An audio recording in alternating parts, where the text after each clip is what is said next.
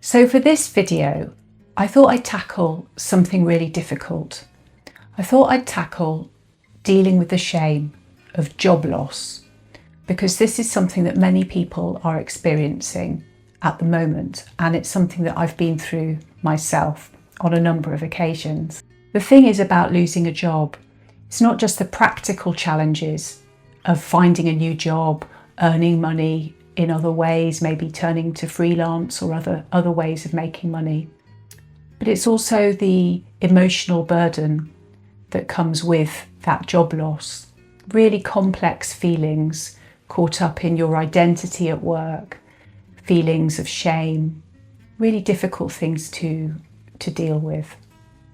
So that's really why I wanted to make today's video, to kind of underline that you're not alone. You're not the only one that's going through these feelings, and they're valid feelings, but please know that you're not alone. When you lose a job, it's not just about losing your income and losing your routine. Of course, losing your income is really important, but you also lose a sort of sense of self. You lose some of your identity. For many of us, our job is a really big part of who we are. And if you're very committed to the work that you do, it is a huge wrench to suddenly lose that. And when that's taken away, it can leave a massive hole. It's almost like a kind of bereavement. Now, over my career, I've lost my job through redundancy twice. And both times it came as a real shock, and both times it took me a long time to recover from. And I've also been through some other very difficult experiences in the workplace. One day maybe I'll be brave enough to share them here. And these experiences have led me to want to work on measures to make work life better for more people. And I really don't want other people to go through the kind of experiences that I went through, and I really want to help make work better for more people. So this is really what's inspired me to make these videos. My name's Lucy, by the way, and today I run a consultancy focusing on leadership, and I work with teams and I work with individuals 100% of the time with the non-profit sector. So I'm a serial do-gooder. So it's really important to remember that job loss is very common, affecting millions of people for all kinds of reasons. So companies could be growing, they could be shrinking, there could be problems in the economy, there could be changes to patterns of work or new opportunities that the company is changing to take advantage of.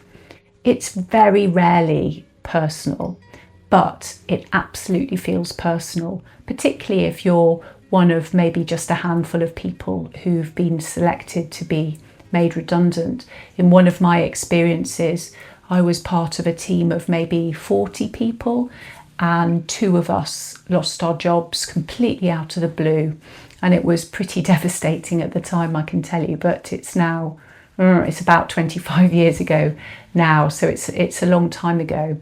But the thing is that these changes made by an employer are very rarely about the individuals, they are about the roles. But of course, the feelings that you feel are personal and obviously completely valid. So if job loss isn't personal, blaming yourself is a burden which you really don't need to carry. It's just another thing to weigh you down, and really please try to let go of that. In some ways, I feel like I'm making this video for my younger self from all those years ago. It's funny.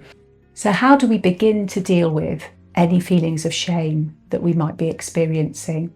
I think the first thing to do is to acknowledge that it's there. Don't try and push it away. Try and look it in the eye and try and see it for what it is, which is a perfectly normal human response to a feeling of loss. So what can we do to deal with feelings of shame? I think the most important thing is to not try to minimise, or try not to minimise the feelings that you're feeling. It's perfectly natural to feel angry, to feel sad, maybe to grieve a little bit, and of course feel maybe some shame. All of these are completely valid human responses to going through an experience like this. Give yourself permission to feel those feelings. Don't judge yourself. Don't try and push the feelings away. Try and think about, what would you say to a friend if they were going through this? I think you treat them with kindness. So please treat yourself with kindness too. If you were talking to a friend who just lost their job, would you tell them that they're a failure? Of course you wouldn't. At least I hope you wouldn't. Please extend that same kindness to yourself. Extend that same compassion inward. Then the next thing you can do is start to challenge that narrative. Those voices in your ear saying people think less of you. I'm sure nobody thinks less of you. Take a moment to separate the reality from the fear. Maybe try to note down all the things that you've learned, all the skills that you've got, all the successes that I'm sure you've had in your job and outside your job. And writing those things down maybe will help you start to create a plan for the future. Try and think about the things that you might want to do in a future employment.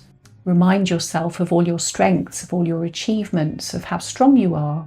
Everything you've achieved already in your life doesn't just vanish because one job has gone. Everything that you've ever been is still there. Another thing I want to talk about is that a really destructive thing that shame can do is to push us to hide away. And that's exactly the worst thing I think that we can do, because isolating ourselves from our friends, from our loved ones, will make us feel more alone. I've got a friend I was chatting to earlier in the year who's, on the face of it, a super talented and high achieving leader of an international organisation, a non-profit organisation. On the face of it, really confident person. But he shared with me an experience he had when he'd been let go from a previous role, and he wanted to hide away. And when he was between meetings in London and going to interviews and going to see recruitment consultants, if he had gaps of time between meetings, he was really scared he'd bump into people that he knew and they'd know he was unemployed. And he used to spend hours hiding away in cafes. And I thought it was really, really extraordinary. I wouldn't have expected that of him. And it was kind of him to share that experience. So I share that with you now. You don't need to hide. No one's going to think any less of you because you're between jobs. You're just between jobs. That's the truth of the matter. And you will find the next thing that's right for you. So don't hide away. Reach out to trusted friends, former colleagues, support groups that you know. And you may be surprised, more people than you think will have been through similar experiences, and they'll maybe help you put it into perspective and maybe help you start to think about ways you can move forward, ways you can deal with the feelings that you're feeling. So don't hide them away. Please try and find people to chat to. It's likely from your friends you'll find solidarity and some great advice. And if things get really tough, maybe consider making contact with a therapist or talking to a counsellor who will help you work your way through those feelings that you've got. I think so many of us intertwine our feelings of self-worth with our employment. And I think it's quite important, and it's something I've been trying to learn how to do, is to disentangle those things. You're still valuable and valid, irrespective of the job that you do at this time. And the more that we can find ways to sort of isolate that, to have a feeling of self-worth that is different from work, you are more than your job title, and you are more than capable of incredible things in the future. I'm absolutely certain of it. Now, someone made a comment in one of my earlier videos that the experience I'm sharing is specific to the UK.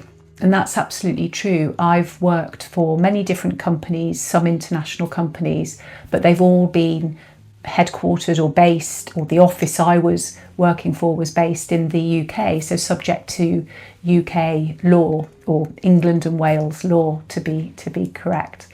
And so I just wanted to make the point that I'm trying to make these videos engaging and interesting by telling stories and sharing some of my experiences, but they are experiences that I have had, so they are personal to me, and they are perhaps unique to the experience or the circumstance of whatever context I was in at that time. So one of the things that I think is quite important, so I don't know where you're watching this from, but you might be in a different country and the circumstance will be entirely different for you. So it's important to remember that when you're watching these videos. I can give advice and I can share what I think, but it is only relevant to the experiences that I've had, and may not be equivalent to what you're going through.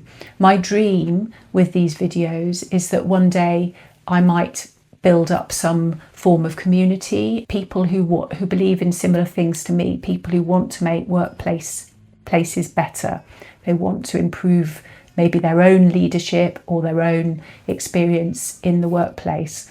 And that's a really exciting idea for me, because if I could do that, and if I had more people in that community sharing their experiences, and maybe I can make more videos about issues that people want to learn about, then maybe we can all learn from each other. And that's a dream. It's far off now. I've only just started on this adventure, but yes. So that's what I wanted to talk to you about today. And I hope you've enjoyed the video. I hope you've got something from it. If you have, please like and subscribe, and look forward to seeing you next time.